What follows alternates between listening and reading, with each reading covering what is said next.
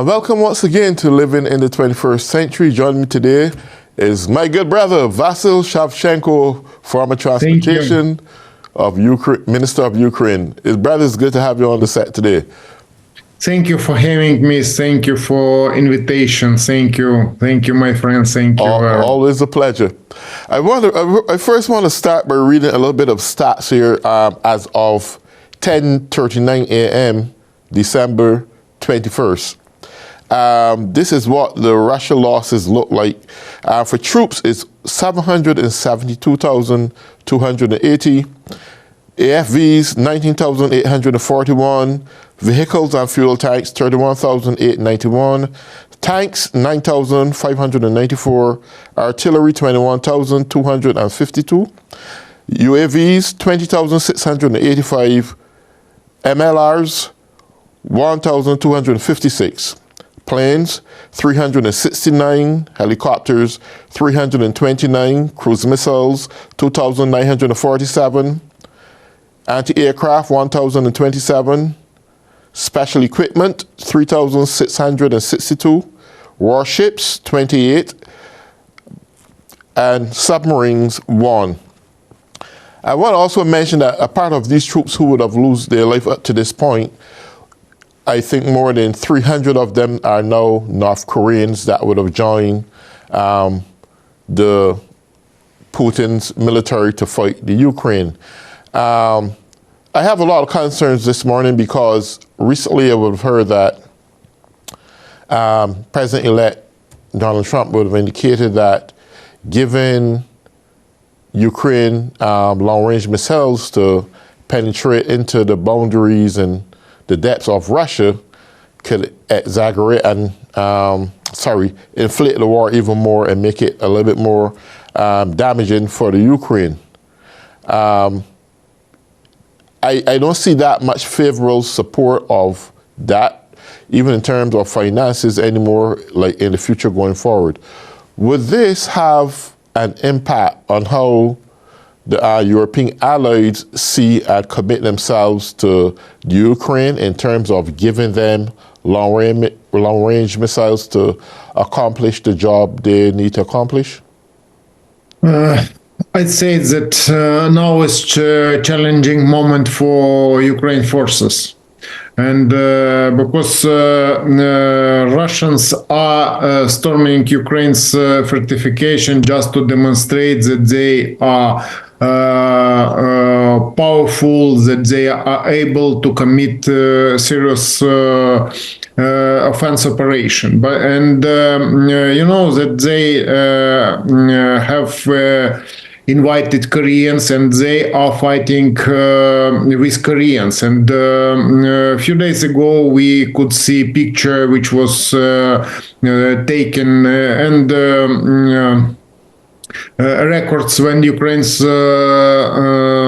combat drones with camera have made pictures and recorded dead bodies Koreans. And now we had an information that more than 10,000 Koreans have came to the battlefield, and they have participated in combat events, and more than 200 Koreans were wounded, and about 30 or 40 were killed. I'd say that now we can see that they have started acting together, that they have become military allies, and they are trying to demonstrate that they are able to inflict serious blow Ukraine's forces. Ukraine's forces are holding battle lines and are fighting fighting effectively against Russia's stormtroops. Very often now they focused on three main directions, and they are attacking Ukraine's fortification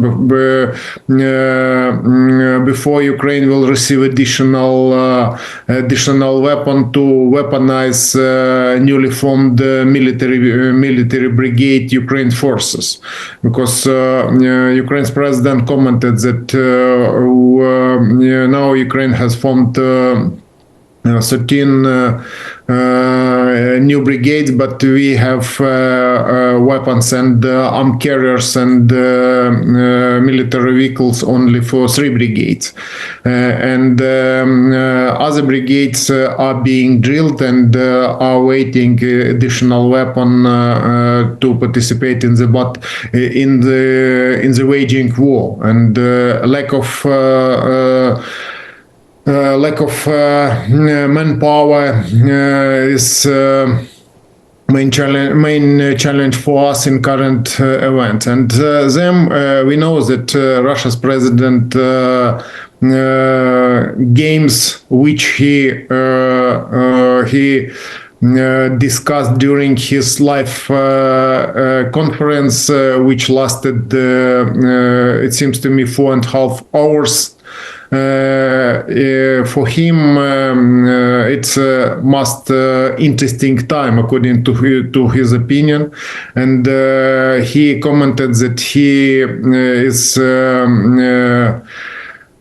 satisfied current events, and he is threatening all countries who will participate, who will help Ukraine in resistance and eliminating Russia's forces.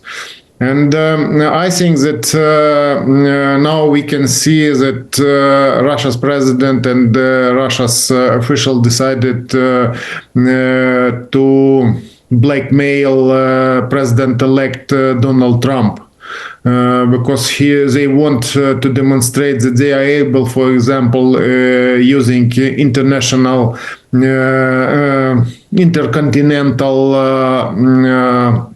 missile, and they hit it in Dnipro city.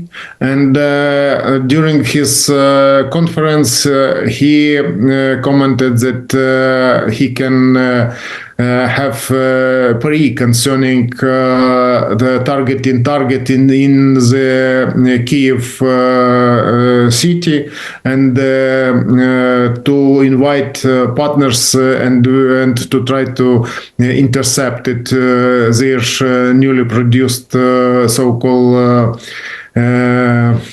intercontinental missile. And we can see that it's games, and that it's blackmailing, and it's focused on United States and our partners.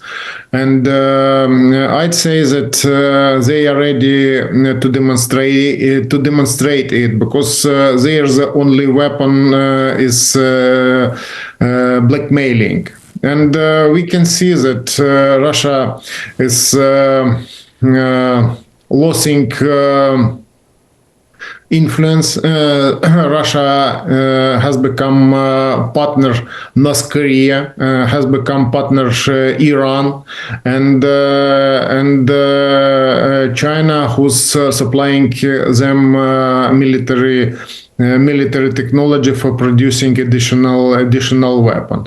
And lately we could see the transporting from North Korea many new barrel artillery North Korea standard, and they will try to act further, just to have opportunity to agree that United States will stop support for Ukraine, and Ukraine will get under Russian influence. And nevertheless, from current President Joseph Biden, we had opinions that he will be able to provide promised Ukraine weapon, and it will be enough for waging war during a year. And I think that we will have serious discussion with our partners, with our European partners, because they know that this blow is directed to Europe, not only Ukraine. After Ukraine will be next country, and it will be only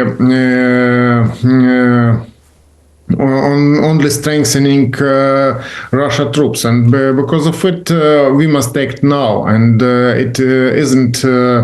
It isn't a game, and it's a challenge for all world order. Would you say that within this last part of the year, or the latter part of this year, that the anatomy of Russia's military is exposed? Exposed from the standpoint that we recognize that Russia cannot produce or replenish the military artillery the way they want to. They now have to rely on outside sources to get military assistance, not only in terms of artillery, but in terms of manpower to help facilitate their war with Ukraine. Is Russia, in your opinion, is Russia really the superpower that they say they are, only for the exception of the nuclear bombs that they may have in the world? And that, I mean, a lot of countries have nuclear bombs now. Do you see Russia on that same level that you used to view it before, as really a superpower when it comes to military? And in this stage of the war are so weak with manpower and artillery. They can't produce enough. What is your opinion about that? I think that they have, in my opinion, now Russia is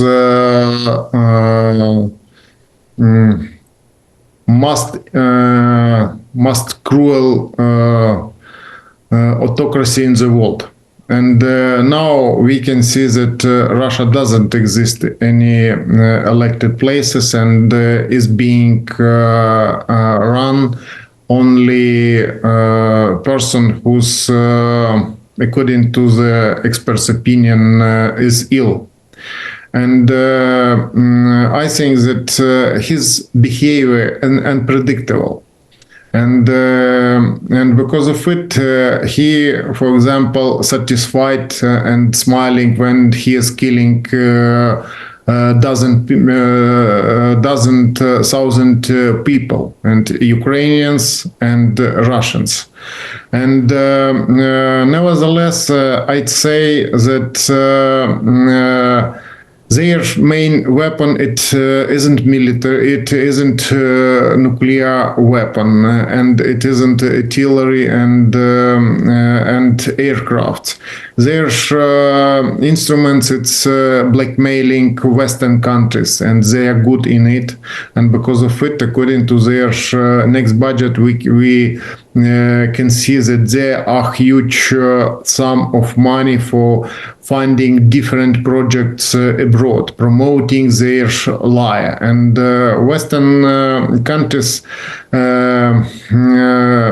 respect human rights and media freedom, and haven't imposed any sanctions, but receive many not news from Russia Federation. It's lie, and it's type of propaganda, it's type of influence for other countries. And they mixing truth with a lie, and as a result, they receive information for Western countries, mostly it's European and United States, and are waiting feedback, and they notice that it works.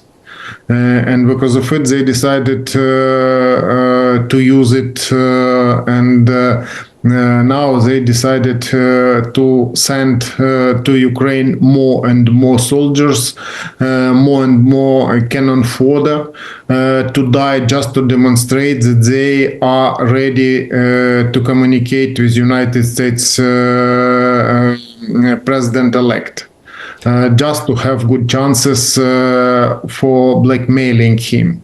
And he must understand it, that it's a really dangerous challenge for him, because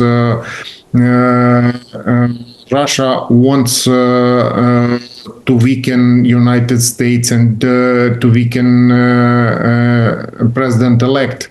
And because of it, for example, they decided to demonstrate that they are able to move. Lately, they are able to move at their own territory where are operating Ukraine forces and inside of Ukraine.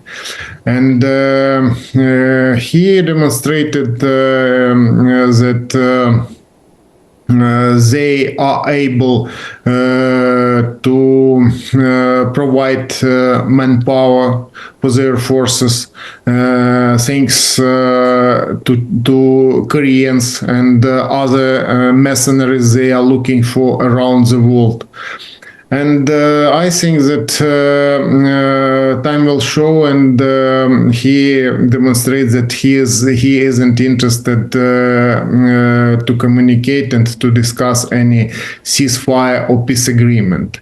He changing their opinion. He demonstrates that he is ready to hold negotiations, but other officials confirm that they are not ready, that Russia is ready to fight. It's type of lie, and the only answer is to weaponize Ukraine, and it was one from the president-elect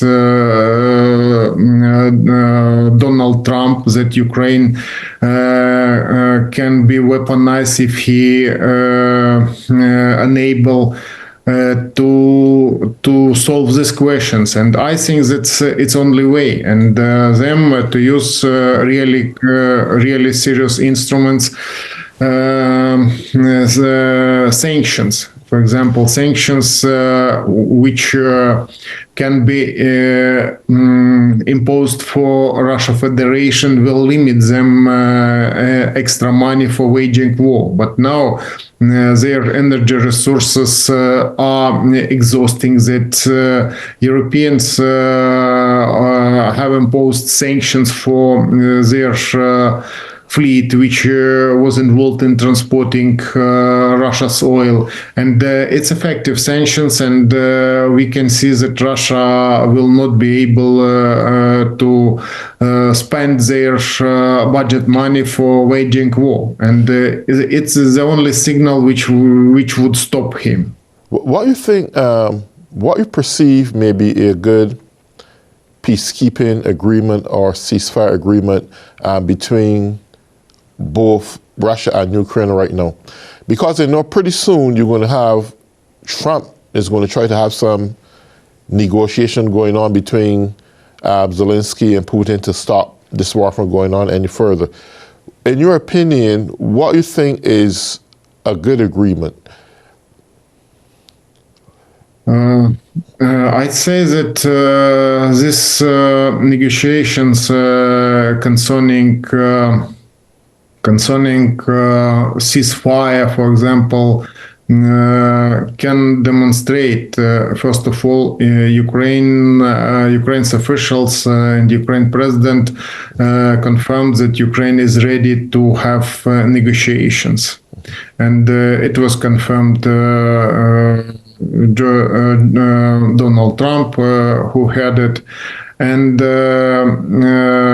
it was demonstrated world society. But negotiations without holding to have negotiations from Russia's side, we cannot have it, and we will not be able to invite peacekeeping troops, and we will not be able to locate it between our armies, because you know that peacekeeping troops can be sent at the battle line only in one case, when war is stopped. and it's only one case. But when we are under shelling intercontinental ballistic missiles, long-range missiles, and for example, 2 days ago Kiev was attacked ballistic missiles and hypersonic missiles from long distance, and it isn't type of waging war, and it isn't time for negotiations. Enemy must first of all must know that we are able to stop him. We have asked many times for extra weapon to stop him and them to defeat him, and it must be enough to do it. For example, it must be strengthen Ukraine's forces, and for example, you heard different negotiations concerning long-range missiles to hit targets inside of Russia Federation at the distance 300 kilometers. We received permission from previous president, but President-elect commented that he doesn't support it. And in this case, I think that Russians have started own game, and will try to do all their best just to have opportunity to influence to Ukraine and to stop funding. And you know that they are using different type of influence for official around the world. They are using their propaganda for influence abroad, and because of it, it's danger to discuss with them without instruments to force them to fulfill their promises.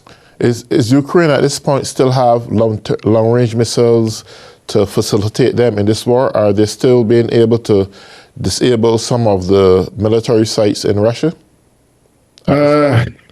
Now we have opportunity to use it, and it was used once or two during the last day, because it isn't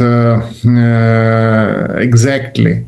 But lately we received many informations that Ukraine have managed to create and to produce Ukrainians made missiles.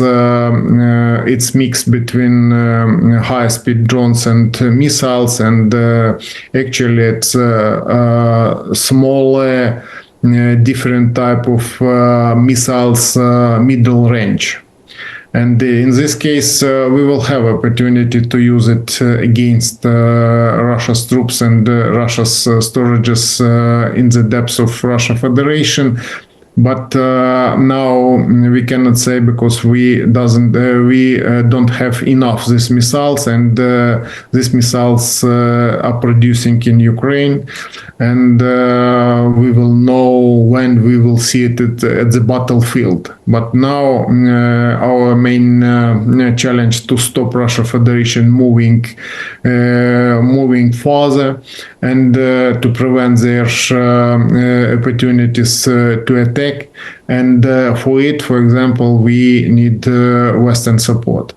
And because of it, I think our officials are holding negotiations with our partners concerning additional weapon, additional instruments to do it, to fulfill our obligations, and to demonstrate that we are able to stop it. And we know that Russia is at the brink of collapse. Russia's economy unable to work effectively, and next year for them will be, I think, crucial moment. And because of it, we must hold and we must be together in this time. And because of it, I think that our official will be able to have good relations with newly elected president and his administration concerning it. And they must know that Russia will try to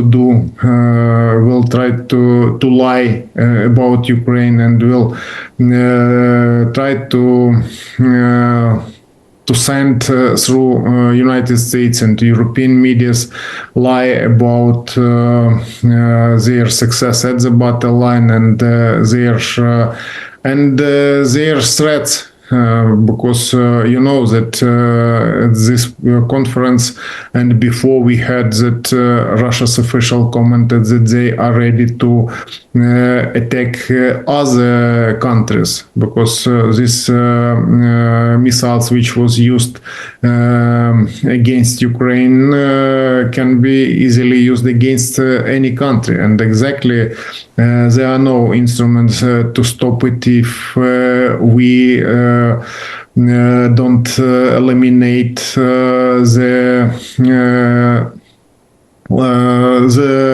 these missiles at the launch point. And because of it, it's a challenge for us. But I think that we are able to do it because before the war, Russia's economy was, it seems to me, 1.5% in the world GDP. And it is a country which is able to use their technologies, because autocracies usually unable to use it, and only to consume Western events for producing old type, but now quite dangerous weapon. Okay. Well, Vasyl, we come to the last minute.